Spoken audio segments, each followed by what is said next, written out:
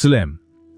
초음속 저고도 미사일은 1950년대 후반 미국에서 계획된 원자력 추진 대륙간 순항 미사일이었습니다. 이 설계는 마하 3 속도로 약 1000피트, 즉 300m 정도의 고도를 스치듯 비행하면서 14개에서 26개의 열핵탄두를 탑재하는 것이었습니다.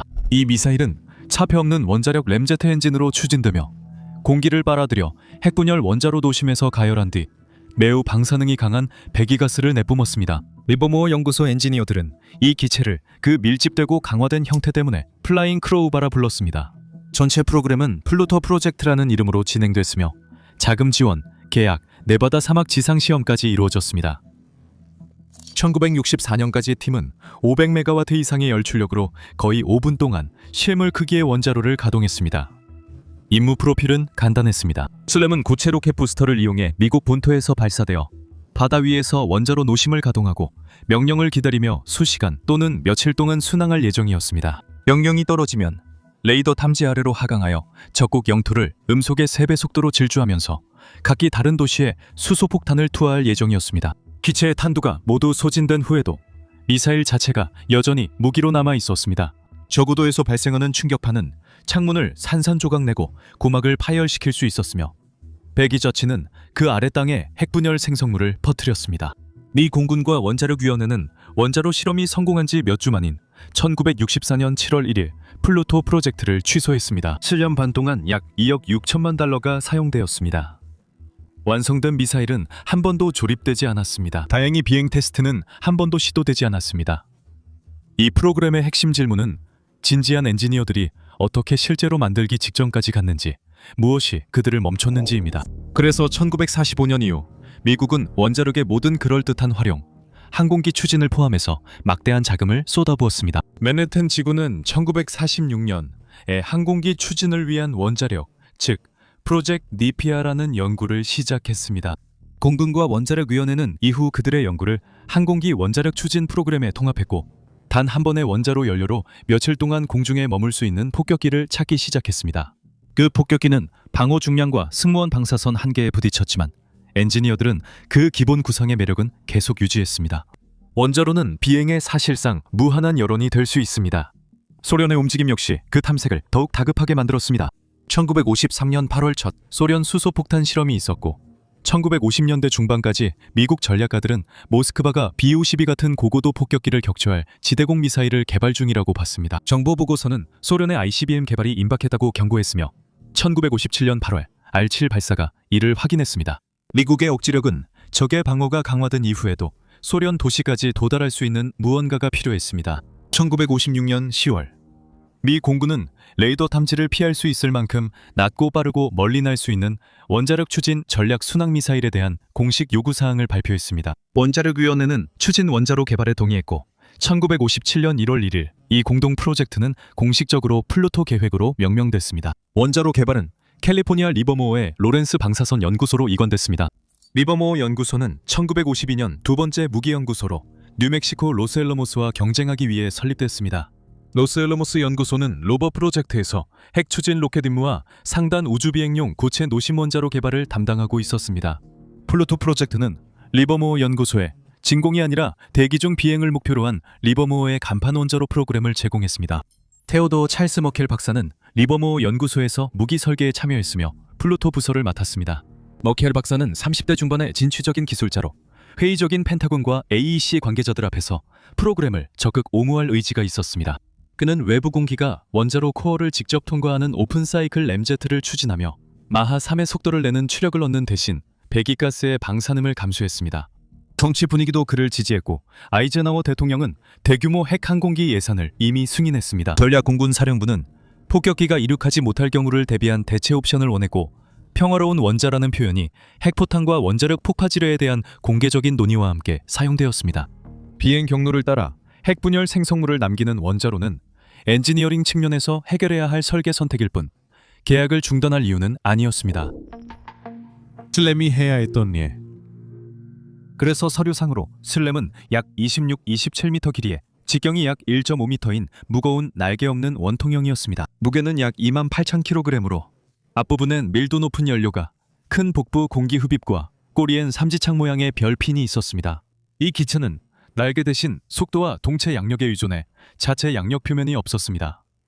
미국 본토에서 발사됐고 후방에 여러 고체 로켓 부스터로 추진했습니다. 부스터는 슬램을 약 마하 3까지 가속시킨 후 분리되었습니다. 그 속도에서는 흡입구의 높은 램 압력으로 연소가 유지되어 원자로가 작동하고 램제트가 자체 추력을 내기 시작했습니다. 비행 계획은 태평양 상공에서 고도를 높이며 시작됐고 관제사들이 원자로를 최대 출력으로 올렸습니다. 슬램은 그 후 약 35,000피트 상공에서 몇 시간 또는 며칠 동안 순항할 수 있었고 국가 지휘부가 이를 투입해 세상을 끝낼지 여부를 결정하는 동안 타원형 대기 패턴을 유지하며 대기할 수 있었습니다. 순항 출력 시 사거리 추정치는 10만 단킬로미터를 넘어 냉전 무기로는 드물게 지휘관들에게 긴 대기 시간을 제공했습니다. 공격 명령이 내려지면 슬램은 약 300m까지 하강한 뒤 공격을 위해 마하 3 이상의 속도로 다시 가속했습니다. 그 고도와 속도에서는 1950년대 소련 레이더로 추적이 어렵고 대부분 요격기도 따라잡지 못했습니다. 장거리 해상 비행에는 관성 항법 장치가 유도 역할을 했고 적어도 돌진에는 지형 윤곽 일치 시스템이 지원했습니다. 트루콤은 레이더 고도계의 측정값을 저장된 지형 지도와 비교하여 미사일이 계곡을 통과하고 특정 접근 경로를 따라갈 수 있도록 했습니다. 전자 장비는 수백 메가와트의 핵분열열을 내는 차폐되지 않은 원자로 가까이에 있었기 때문에 방사선에 견디도록 설계되어야 했습니다. 칸두는 상부 동체 내부의 베이에 실려 있었습니다. 슬램이 각 지정된 목표를 통과할 때마다 열핵폭탄이 가스 충전 장치에 의해 위쪽으로 분사되어 탄도 궤적으로 다른 도시에 투하되었습니다. 계획상 미사일 한 기당 14, 26개의 무기를 실을 수 있어 한 기체로 소련 내 여러 목표를 연소 공격할 수 있었습니다. 하지만 슬램의 피해는 폭탄으로 끝나지 않았습니다. 고도 300m에서 마하 3로 비행하면 앞서 언급했듯 슬램의 충격파만으로 창문과 고막이 파손되고 비행 경로의 약한 구조물도 무너질 수 있었습니다.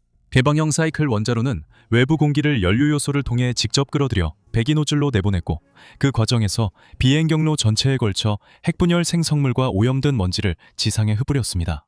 평화를 위한 원자 이후 마지막 탄두가 사라져도 슬램 원자로엔 몇 시간치 연료가 남아 있었습니다. 임무 계획자들은 탄두를 모두 투하한 미사일을 소련 여러 도시에 장시간 비행시켜 배기가스를 퍼뜨리고 마지막에는 뜨거운 원자로를 목표물에 충돌시켜 방사능 오염을 노린 충돌 공격을 가하는 방안을 제안했습니다. 충돌 시 원자로 자체가 산산조각 나면서 수십 킬로그램의 방사능 연료가 잔해 지역에 흩어지게 됩니다. 정말 대단하죠? 핵 추진 램제트 엔진.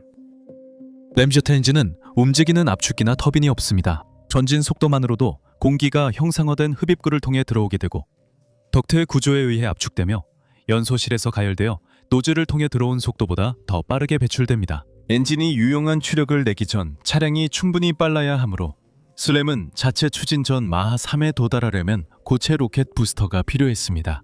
일반 램제트 엔진은 등유 등 연료를 공기 흐름에서 연소해 열을 발생시킵니다.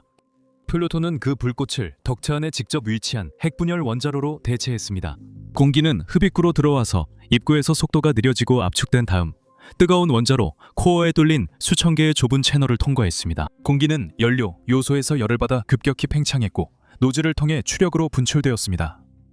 원자로는 냉각수 루프와 전혀 접촉하지 않았습니다.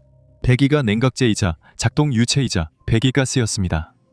리버모어는 토리라는 이름으로 일련의 시험용 원자로를 만들었습니다. 토리 EA는 핵심 개념 입증을 위한 최초의 부분 규모 작동 프로토타입이었습니다. 토리 EC는 실제 크기의 비행용 경량 원자로로 설계되었으며 약 600메가와트의 열출력을 목표로 했고 1964년 운전 당시 약 513메가와트를 생산했습니다. 그 출력은 지름 1.5m, 미사일 안에 들어갈 만큼 작은 원자로 코어에서 나와야 했습니다.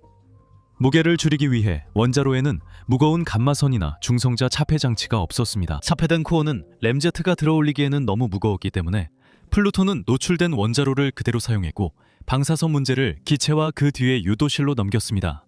연료 자체는 금속이 아니라 세라믹이었습니다. 엔지니어들은 1250도 이상의 온도에서도 형태를 유지할 수 있고 중성자가 때리고 초음속 공기가 표면을 손상시키는 상황을 견딜 수 있는 재료가 필요했습니다. 그들은 핵분열 물질인 이산화 우라늄이 들어간 육각형 베릴륨 산화물 블록을 선택했습니다. 각 블록에는 일렬로 둥근 구멍이 뚫려 있었고 이 블록들은 벌집 모양으로 쌓여서 대략 1.5m 너비에 1.6m가 조금 넘는 길이로 구성되었습니다. 개별 공기 통로는 총 약 2만 7천 개였습니다. 이 공기 통로들은 앞에서 뒤까지 이어졌습니다. 사실 그 블록 제조는 이 프로그램에서 가장 어려운 산업적 문제 중 하나였습니다. 보시다시피 베릴륨 산화물은 가공이 까다롭고 일정한 치수로 소성하기도 어렵습니다. 그리고 플루토에는 수천 개의 부품이 정밀한 공차에 맞춰져야 했습니다. 리버모어는 콜로라도 골든의 쿠어스 도자기 회사와 계약했습니다. 이 회사는 도자기 식기류를 만들며 옆에 양조장이 있었습니다. 쿠어스는 연료 요소를 대량 생산했고 고온 세라믹 부문도 이를 바탕으로 크게 성장했습니다. 원자로 코어를 온전히 유지하는 건 또 다른 과제였습니다. 최대 추력에서 심한 열 팽창 때문에 블록들이 깨지지 않고 팽창 수축할 수 있도록 스택은 정밀한 틈과 타이로드로 설계해야 했습니다. 코어 근처의 금속 하드웨어는 중성자 플럭스를 견디면서도 부서지지 않아야 했고 제어베인을 움직이는 액추에이터는 일반 오일이 방사선에서 분해되기 때문에 유압 U 대신 압축가스를 사용했습니다. 기본적인 물리는 간단했습니다. 공기를 가열하고 빠르게 내보내서 추력을 얻는 것이죠. ABC입니다. 실제 하드웨어로 구현하려면 냉각 루프와 방사선 차폐막 없이 마하 3의 1200도 이상 공기가 수천 채널을 통과하며 5억 와트급 핵분열 코어를 몇 시간 동안 유지해야 했습니다. 연료 블록이 휘곡이 깨지면 공기 통로가 막혀 기보 온도가 상승하고 이로 인해 코어 전체에 연쇄 고장이 발생할 수 있었습니다. 플라잉 크루바 제작. 이제 원자로는 이 비행체의 일부일 뿐이었습니다. 그 주위에는 플루토가 마하 3의 속도로 300m 고도에서 몇 시간 동안 비행해도 휘어지거나 흡입구 형태가 변하지 않는 동체가 필요했습니다. 찬스보트는 1961년에 링템코보트로 이름이 바뀌었고 같은 해 기체 계약을 따냈습니다. 마크하드사는 램제트 흡입구과 토리 원자로 주위의 추진 덕트 통합을 담당했습니다. 두 회사 모두 이전 미사일과 엔진 작업을 통해 초음속 경험이 있었지만 음속의 3배 속도로 지상 1000피트 상공에서 견딜 수 있는 무언가를 만들어 본 적은 없었습니다. 그 고도와 속도에서 선단에 가해지는 동압은 수백 파스칼은 넘었습니다.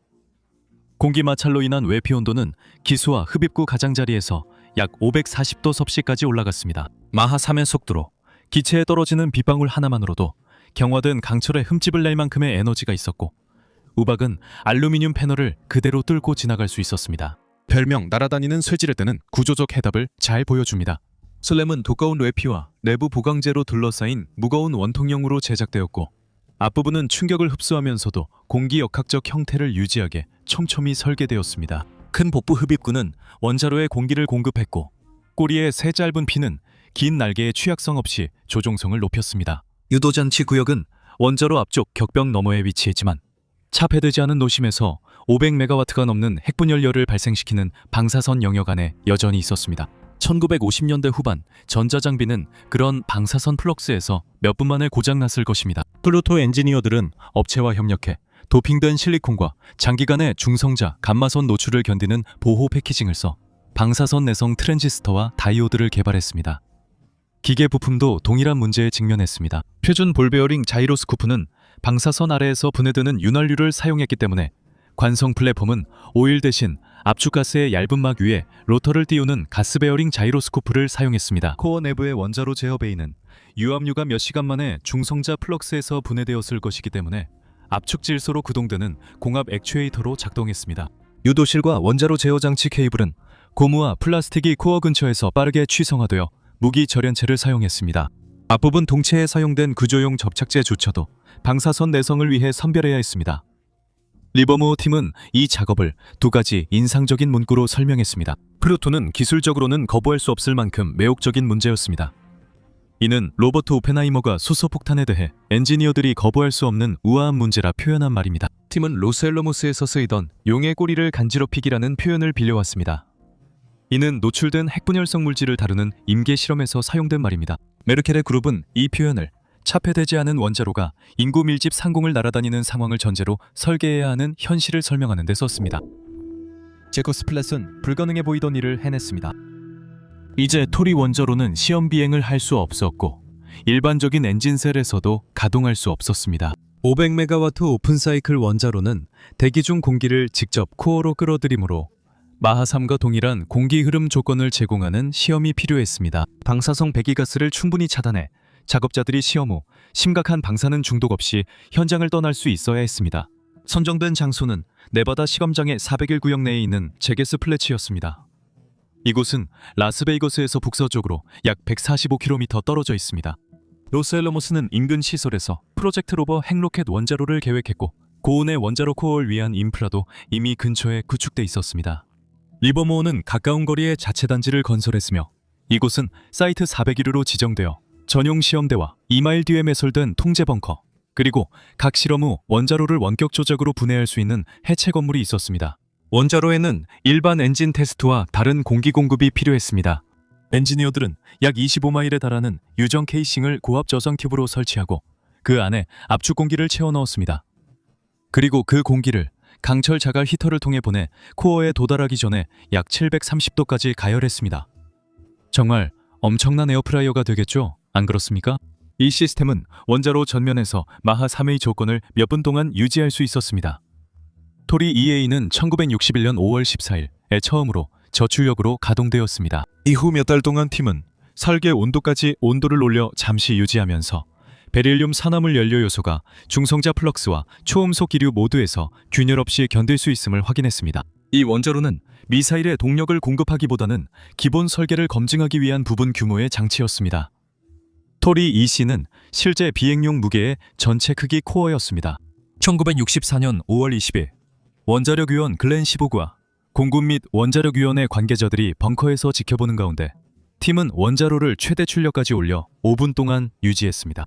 계측기는 약 513메가와트의 열출력과 노즐에서 대략 35,000에서 38,000파운드의 추력을 기록했습니다.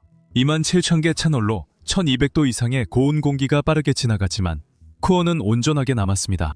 발사대 주변의 사막은 수마일 떨어진 곳에서도 들릴 정도의 낮은 굉음과 함께 흔들렸습니다. 실험이 끝난 후 원자로는 원격 조종되는 철도 차량 제니에 실려 해체 구역으로 옮겨졌습니다. 알면 알수록 신기하죠. 점검 결과 연료봉은 허용 오차 내에서 형태를 잘 유지하고 있었습니다.